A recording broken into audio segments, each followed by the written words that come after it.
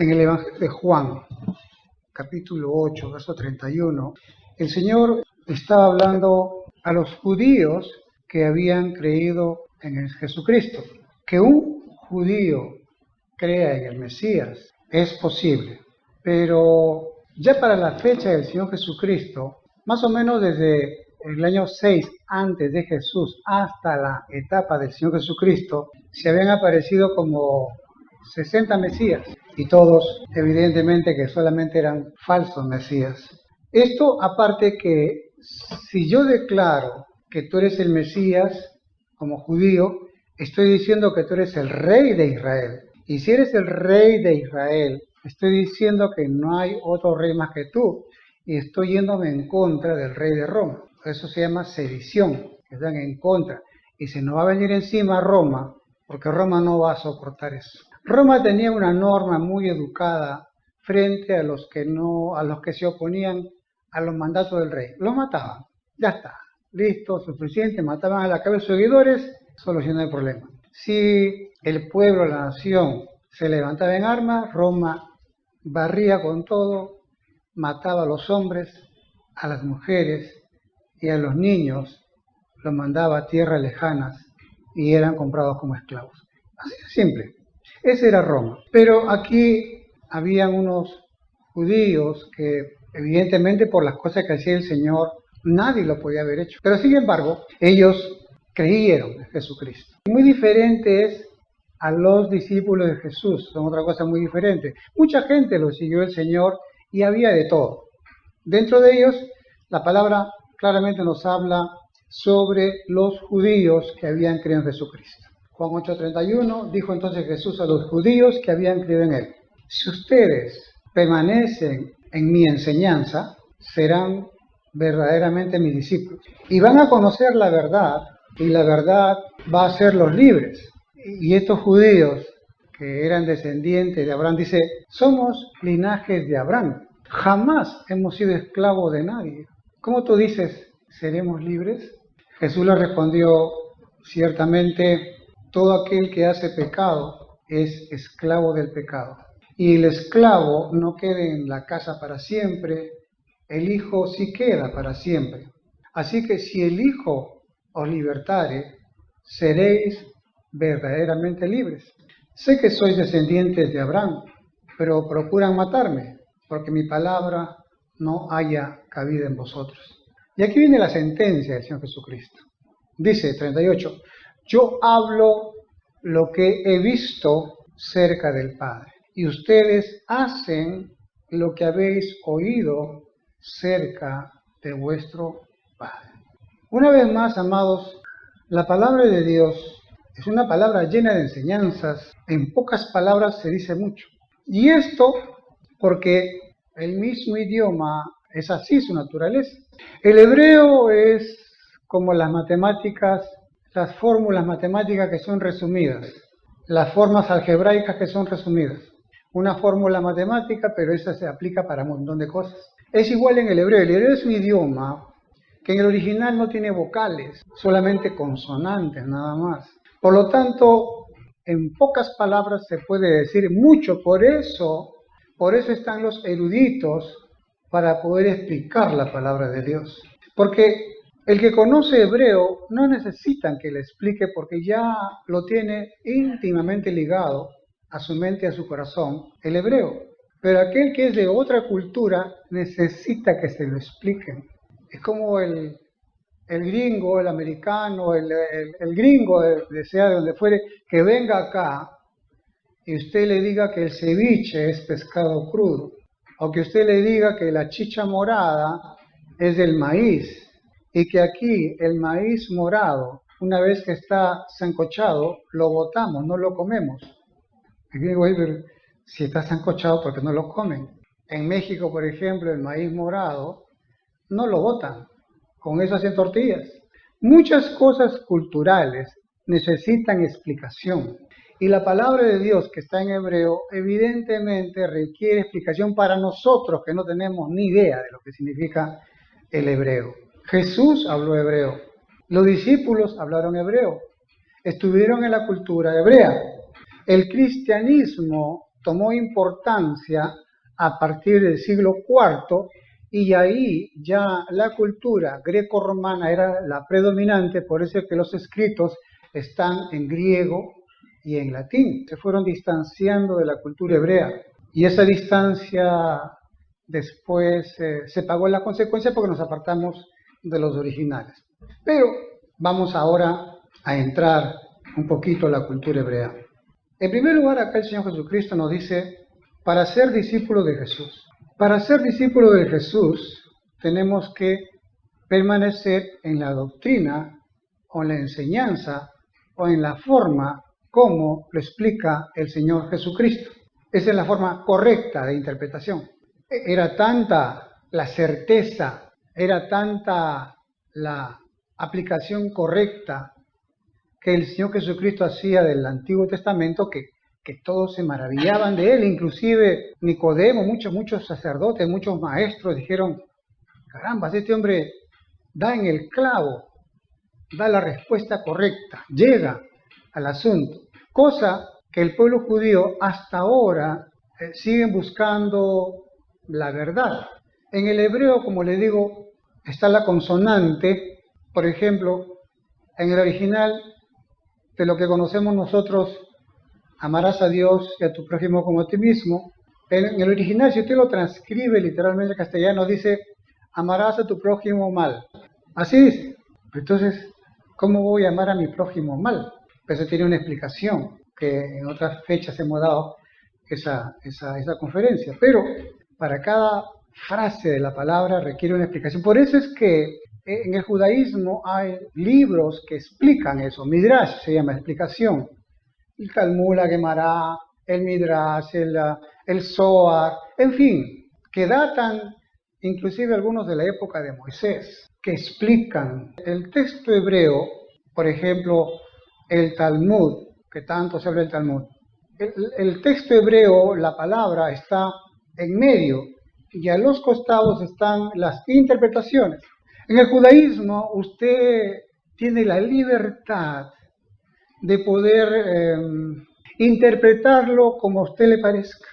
No hay ningún problema, no te obligan a que creas de esta manera, de otra manera. ¿Por qué? Porque el original se presta para diferentes escuelas teológicas. Y por eso es que hasta ahora los judíos pues siguen en pleno estudio, en plena discusión, y siguen saliendo las escuelas teológicas, porque para ellos no hay nada definido. Pero sin embargo, cuando vino el Señor Jesucristo, estableció una escuela teológica, llámele usted, pero es muy diferente a las demás. Esta escuela implicaba que evidentemente teníamos que ceñirnos a la interpretación correcta o a las enseñanzas del Señor Jesucristo. No hay otra forma. Dice acá, si ustedes permanecen en mi enseñanza, en mi palabra, o sea, serán verdaderamente mis discípulos. Y apegándonos a Él y a sus enseñanzas, conoceremos la verdad y la verdad nos hará libres. Y el Señor le dice, ¿de qué estamos libres? Y da en el clavo, dice del pecado. Todo aquel que hace pecado, esclavo es del pecado. Y el esclavo no queda en la casa para siempre, el hijo sí queda para siempre. Está hablando de una hacienda, está hablando de una herencia donde los hijos, la descendencia, siempre van a ser dueños de esa casa, de esa hacienda, de esa empresa. Pero en cambio el esclavo, el trabajador no, hoy está, mañana no está. Entonces, por lo tanto, aquí el Señor nos habla cuál es la verdad. Y la verdad es que con el Señor nosotros nos liberamos de la esclavitud del pecado. ¿Por qué? Por una razón simple. Jesús dijo en el 38, yo les estoy a ustedes predicando, les estoy enseñando lo que yo he visto, lo que el Padre ha hecho. En cambio, ustedes hacen lo que han oído del Padre, pero no lo han visto hacer. O peor todavía, habiéndolo visto, no lo reconocieron al Padre. Ahora, la pregunta es, ¿qué cosa es lo que el Señor ha visto de lo que ha hecho el Padre para que nosotros podamos creerle a Jesús? Una de las cosas en cuanto a la libertad es que el Señor aplica todo lo que el Señor ha hecho en el pueblo judío. Mire usted, cuando el pueblo judío estuvo saliendo de Egipto, pasaron dos cosas tremendas.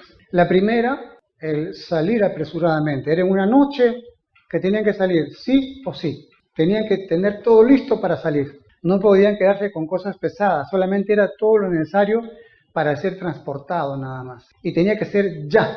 Había la costumbre de leudar la masa para el día siguiente, no había ya tiempo para eso, así que así nomás se fueron. Eso se llama salir apresuradamente o Pascua o Pesaj. La Pascua de Dios, la Pascua de Cristo es salir de Egipto, salir de la esclavitud, salir de Faraón. ¿Por qué? Porque éramos esclavos de Faraón. Ahora, si usted lo quiere aplicar, si nosotros nos ceñimos bajo la enseñanza de Jesús, vamos a conocer la verdad y esa verdad nos va a liberar. ¿Cuál verdad? La verdad que Jesucristo miró cómo es que Él liberaba a su pueblo. Y vemos que claramente el pueblo de Dios, en esa noche, Faraón dijo que se larguen, porque había ya habido la última plaga que era la muerte de los primogénitos.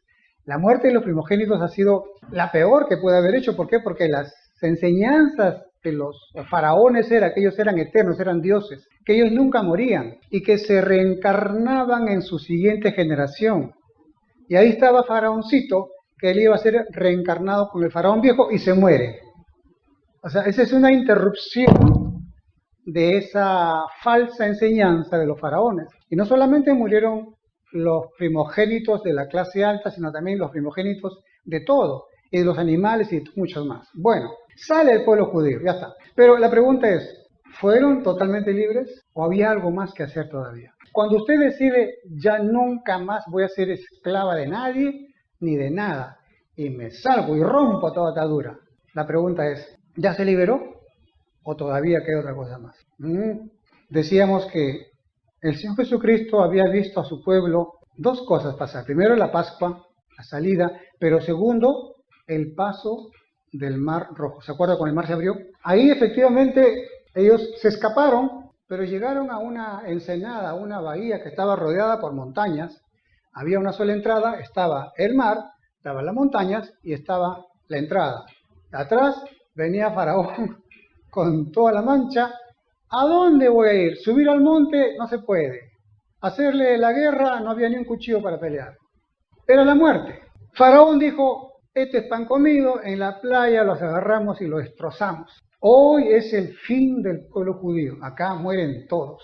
Moisés, con ese espíritu religioso, todos habían salido de Egipto. Oh, felicidad, contentos, alegría, baile, gozo, caminando libres. Hasta que llegaron ahí y le dijeron a Moisés, ¿había necesidad de salir de Egipto para morir acá? Sus asesores, ¿no?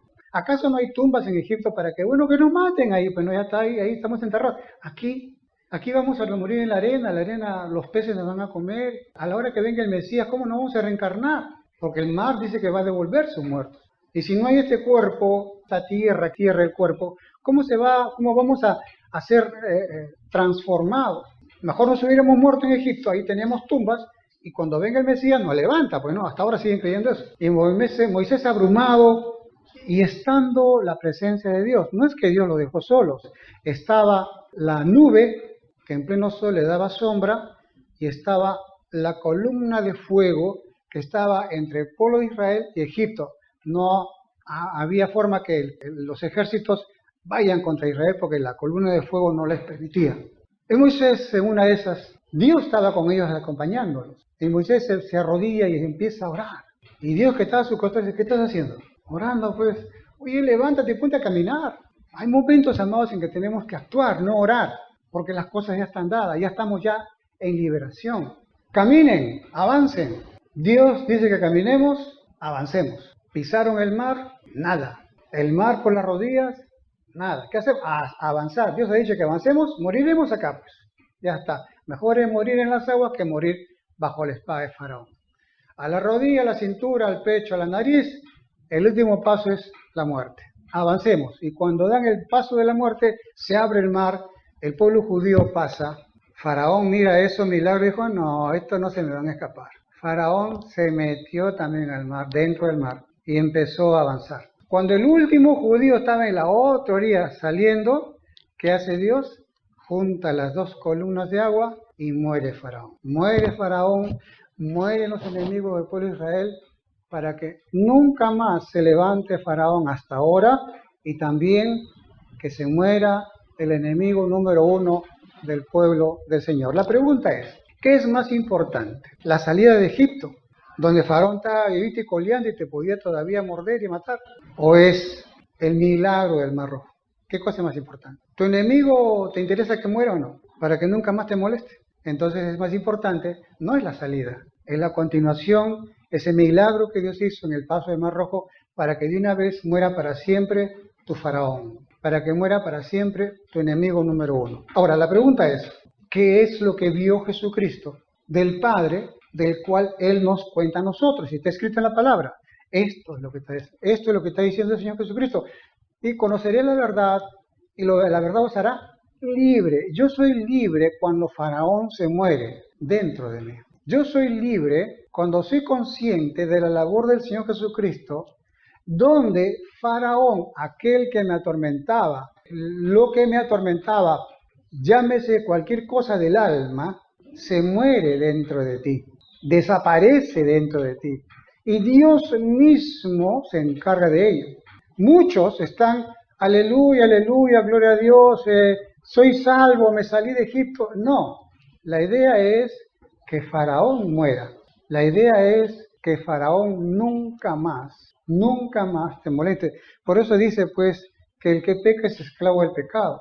Y el Faraón es el pecado, que es lo que te domina, que es lo que hace de que te esclavice. Los judíos que habían creído en Jesucristo cometieron la tontudez de decirle al Señor que ellos son libres. Y Jesús le dijo, si ustedes son libres, entonces ¿por qué siguen pecando? Las enseñanzas del Señor Jesucristo va más allá de la religiosidad, va más allá de la percepción humana, va más allá de la explicación humana y llega al fondo del asunto, del problema del ser humano, sea la religión que fuere, sea de la cultura que fuere, sea de la creencia que fuere. La humanidad está esclava y está esclava del pecado. Ahora, ¿el pecado qué cosa es? Pecado es errar. Significa que el hombre siempre va a hacer las cosas equivocadamente. Y cuando tú haces las cosas equivocadamente, te sale mal. Si tú a la chicha morada, en vez de azúcar, le pones sal, al queque, en vez de ponerle vainilla, le pones rocoto, te va a salir mal. En el matrimonio, si haces las cosas mal, los resultados te van a salir mal. Muchas cosas que por ignorancia cometemos en el matrimonio, después se ven los resultados. ¿Cuántas veces me cuenta, pastor, mire que ha pasado esto, ha pasado esto, ha pasado? Las cosas no suceden por suceder. La fiebre no sucede porque simplemente tu cuerpo se... No, hay una infección anterior. Algo pasó que un virus entró y se formó una infección donde tú quieras y por eso aparece la fiebre. Los problemas aparecen porque estamos cometiendo algo mal que después se convierte en problemas o después se convierte en consecuencias. Gálatas 5.1 dice, estén firmes en la libertad con que Cristo los hizo libres. O sea, no regresen de nuevo al pecado. Y no estéis otra vez sujetos al yugo de la esclavitud. Muchas enfermedades, muchos problemas en las casas es producto de la ignorancia nuestra de hacer cosas que van en contra de las leyes de Dios, inclusive hasta en los negocios, en los trabajos. De esto, las enseñanzas con respecto a las maldiciones generacionales, con respecto a las conductas inapropiadas en los hogares. Lo peor del caso, todavía vivimos tan engañados que muchos piensan que están bien y la verdad que lo están haciendo mal. El matrimonio es un matrimonio de virtudes, no de defectos. El matrimonio es un conjunto de virtudes donde esas virtudes van a ser heredadas por los hijos. Pero si tú te casas con el pleito, celo, ira, contienda, ¿qué cosa crees tú que va a salir de tus hijos? Pleito, celo, ira, contienda. Peor todavía cuando la madre es atacada por el machismo del padre y dice, ya, como no recibo cariño de papá, me voy a refugiar en mis hijos y a ellos les voy a dar todo. y se convierte en madre tóxica, donde los hijos tienen que salir arrancados, si es posible, fuera del país. Tu hogar se convierte en un caos, donde todo el mundo amenaza y dice, cuando tenga 18 años me voy a largar de acá para nunca más verlo. Yo decía así, por ejemplo, porque el hogar era tóxico. Pero es que yo a mi hijo lo quiero, yo a mi hijo acá. No, lo saturas de ese amor enfermizo que te convierte en tóxico. Y no solamente, sino que también la abuela. Es una maldición generacional. Eso se llama errar. Pensamientos errados, sentimientos errados. De esto, amado hermano, hay tantas cosas de qué hablar. Lo que Jesús vio, Levítico 25:38. Yo, Jehová, vuestro Dios. Se presenta el Señor. Acá no hay casualidad, no hay del destino, no. Yo, vuestro Dios, que los saqué de la tierra de Egipto para darles la tierra de Canaán, para ser vuestro Dios. Tres cosas. Nos sacó de la tierra de Egipto para darnos la tierra prometida. ¿Y para qué? Para que sea nuestro Dios. Muchos de nosotros, el Señor nos libera, nos salva así, pero en vez de que vayamos a la tierra prometida, el reino de los cielos, para trabajar para el reino de los cielos, ¿qué hacemos? Seguimos e inventamos nuestro Canaán, mi vida, mi entorno, lo que yo quiero y lo que Dios quiere, nada. Y peor todavía, bueno, Señor, gracias, me salvaste, pero ahora sí, suéltame, déjame hacer lo que yo quiero. Ahora voy a vengarme de todo lo que me... El propósito de Jesucristo, de su verdad, es simplemente nos libera, nos deposita en la tierra prometida para que Él sea nuestro Dios. O sea, en su reino, lo que exactamente traducido, el reino de los cielos. Para que estemos en el reino de los cielos, para que Él sea nuestro Dios. Hablando de la bendición y hablando de la libertad. Miren lo que dice en la tierra prometida, cuando entren a la tierra prometida. Cuando tu hermano empobreciere, estando contigo, se vendiere a ti, no le harás servir como esclavo, como criado, como extranjero estará contigo. Hasta el año del jubileo te servirá. Entonces saldrá libre de tu casa, él y sus hijos consigo.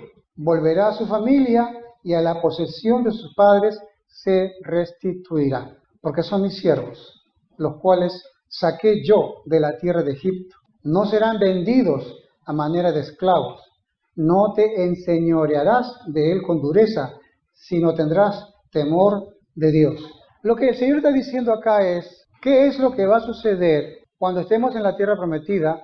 Y va a haber personas, van a haber judíos, que por razones que han perdido todo, van a tener que venderse como esclavos. Dios dice, no, lo vas a tener, le vas a dar su salario, y cuando venga el año del jubileo, lo vas a liberar.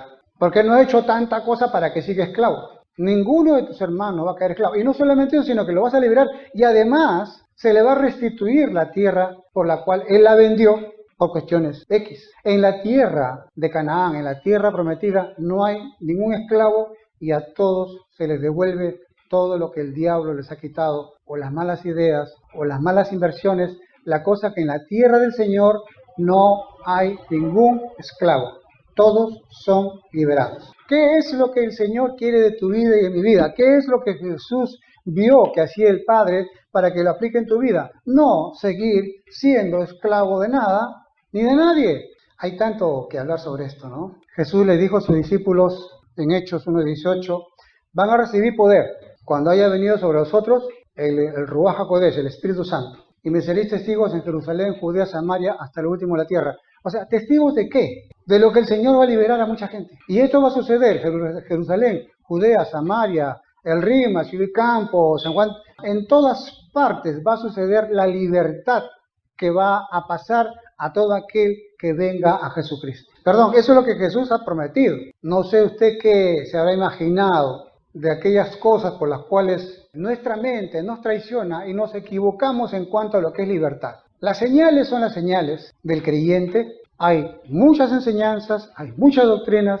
pero la base, el fundamento de lo que Jesús enseñó es que seamos libres de ese pecado, de ese faraón. Muchas veces nosotros estamos en unas creencias temporales que no son parte de lo que Jesús enseñó, sino que lo que Jesús enseñó es una libertad total, donde Faraón, eso que te asedia, eso que te molesta, eso que te ata, ese peso, yugo, carga, cadena, opresión, llámale como quieras, ya no va a estar en ti porque simplemente Faraón va a morir El milagro más grande, si usted quiere, en toda la palabra de Dios, es el paso del Mar Rojo. Porque ¿quién murió ahí? ¿Quién murió ahí? Tu enemigo, Faraón. ¿Dónde murió? En las aguas. Ya usted ahora entiende por qué tenemos que bautizarnos, ¿no es cierto?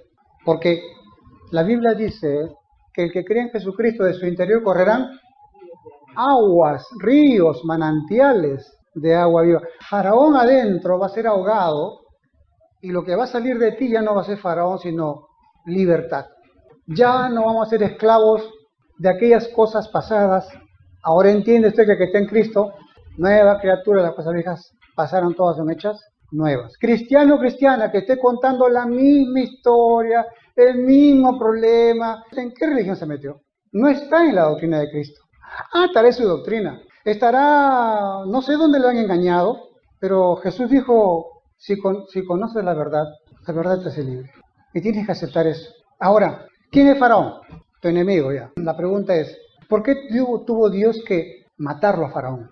No bastaba nomás que salgan de Egipto nada más y dejarlo a Faraón con sus problemas, que ya tenía muchos. La obra de Jesús es completa. La salvación es completa, porque sabe que el pueblo judío estuvo 400 años escuchando las mentiras de Faraón. 400 años escuchando las mentiras de Faraón, y las mentiras de Faraón se habían apropiado del alma de los judíos. Y por más que salían físicamente, las mentiras de Faraón todavía seguían en el corazón de ellos. Por eso era necesario que el mentiroso Faraón muera, para que de esa manera ya no haya quien más te miente, sino que ahora conozcamos y escuchemos solamente la voz de Jesucristo. Por eso dice, si permanecen en mis palabras, si tú vas a permanecer en tu corazón, si vas a escuchar la voz de tu corazón, si vas a vivir bajo tus sentimientos, voluntades y deseos, lo que tú ves, lo que tú sientes, pues por ahí no es la cosa, porque el justo vivirá por la fe viene por el oír y la fe viene por la palabra de Dios. Nosotros vivimos por la palabra de Jesucristo. La palabra de Jesús es la verdad y yo me quedo con esa verdad. Así mi corazón me diga lo que me diga, yo no le creo. ¿Por qué? Porque ese es el falso, mentiroso Faraón que todavía me queda. Ese Faraón, ese viejo Faraón, en el Nuevo Testamento Pablo dice que es el viejo hombre, la vieja naturaleza.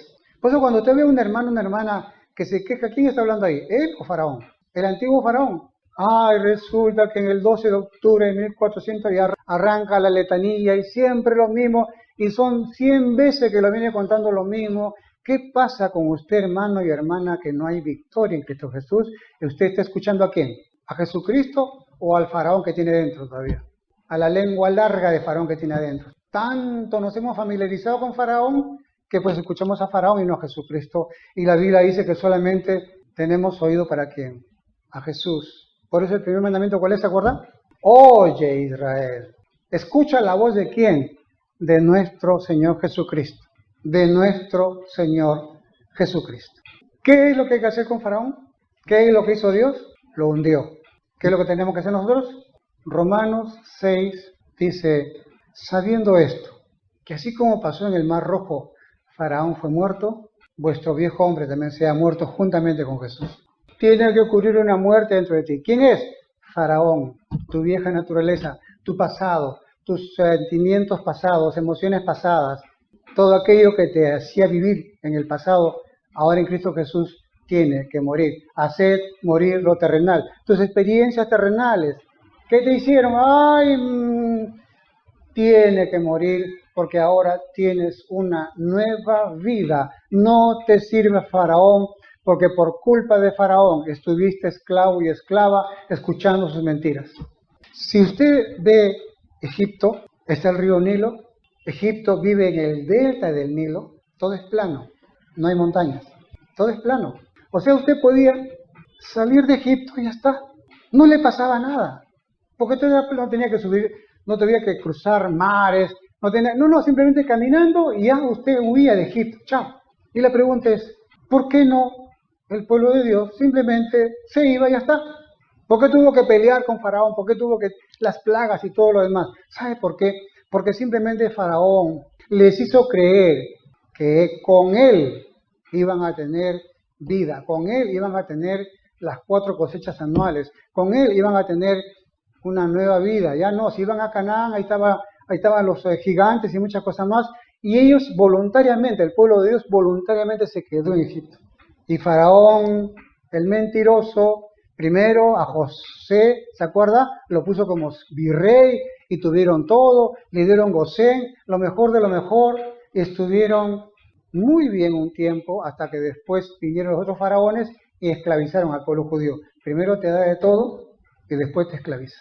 Esa es una mentira de Satanás. Primero te da de todo y después te esclaviza. Primero hace que hagas lo que te dé la gana, nadie te va a decir nada. Después viene la consecuencia. Por eso es que siempre decimos que todas aquellas cosas que aparentemente en libertad tú lo has hecho, ahora vas pagando las consecuencias. Porque no tuviste la luz de entender que eso estaba mal delante de Dios.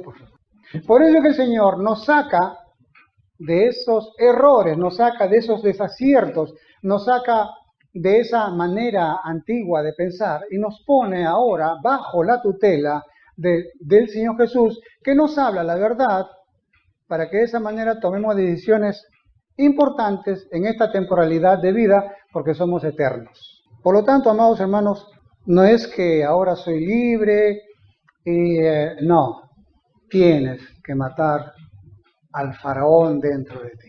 Te guste, no te guste, lo quieras o no lo quieras, el mismo Señor Jesucristo lo va a hacer. Todos los faraoncitos que tienes adentro, uno por uno, el Señor va a ir liquidando, liquidando y liquidando, porque para eso Dios te llamó, para que seas libre y tu libertad permanezca en ti y seas testigo de lo que el Señor te va liberando dentro de ti, y de esa forma también tú puedas participar a otros de esta libertad con la cual el Señor Jesucristo nos ha